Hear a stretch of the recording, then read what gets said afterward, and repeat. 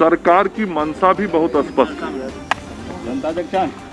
सरकार की मंशा ये है कि जो भी इस कोरोना के संकट के समय में किसी भी परिवार में मृत्यु की दुखद घटना हुई है, उन परिवारों तक जो सरकार के द्वारा सहायता राशि होती है, वह राशि उन परिवारों तक, उन घरों तक पहुंचाई जाए। बिहार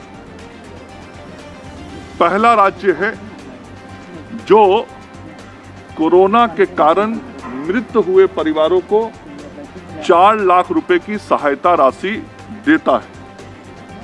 और हमारे राज्य के अंदर जो भी परिवार ऐसा चिन्हित हुआ है, जिस परिवार में मृत्यु कोरोना के कारण हुआ है, भारत सरकार के जो गाइडलाइंस हैं, उन गाइडलाइंस के अनुसार वह कोरोना संक्रमित है, तो वैसे सभी लोगों को 4 लाख रुपया हम लोग सहयोग करते हैं। यह जो दूसरा फेज आया, इस दूसरे फेज में समाज के कई स्रोतों से, आप सब लोगों से भी यह जानकारी मिली कि मृतक जो हुए हैं इस कोरोना के कारण, उनके बारे में और जानकारी दी जाए और पता किया जाए, और भी संख्या हो सकती है। सरकार ने सभी के सुझावों को बहुत ही गंभीरता से लिया। हमने प्रोएक्टिव काम किया और सभी जिला प्रशासन और सभी जिलाधिकारियों से इस संबंध में बातचीत की गई।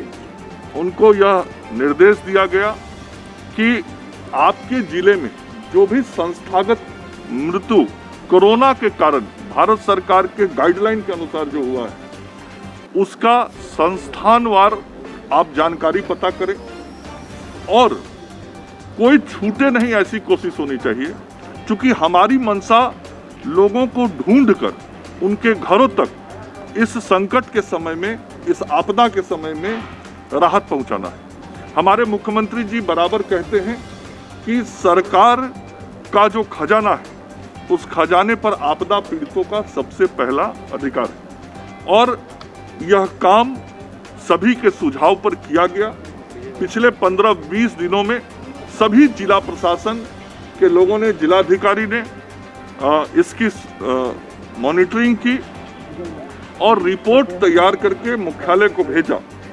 जो रिपोर्ट तैयार किया गया, फिर उसको इकट्ठा एक जगह किया गया, सभी जिलों के आंकड़ों को एक साथ जोड़ा गया और समाज के सामने, राज्य के सामने, सभी के सामने वो आंकड़े कल हमारे विभाग के प्रधान सचिव के द्वारा प्रस्तुत किए गए। बताया गया कि क्या वास्तव में स्थिति है और हम लोगों ने आगे बढ़ के, सरकार ने आगे बढ़ के इस विषय को निकाला और लोगों तक सहायता पहुंचाने का काम किया है। आप लोग में कोई भी लापरवाही नहीं हुई, आप यही कहना चाह रहे हैं?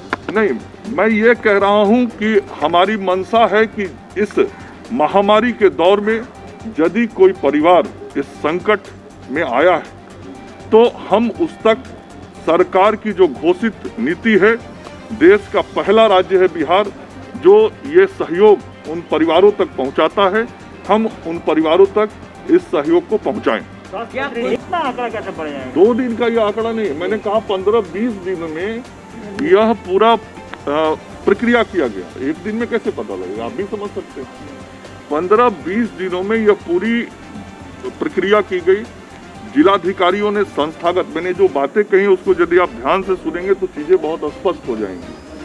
संस्थागत मतलब कई प्राइवेट हॉस्पिटल थे, DCSC तक कई संस्थान थे, जहां भी भारत सरकार के गाइडलाइन के अनुसार जो कोरोना पॉजिटिव होकर डेथ केसेस हैं, उसके अनुसार जो आंकड़ा जिले का है, उस आंकड़े को वो लोग पता करें, एक एक पता करें, सूक्ष्मता से पता करें।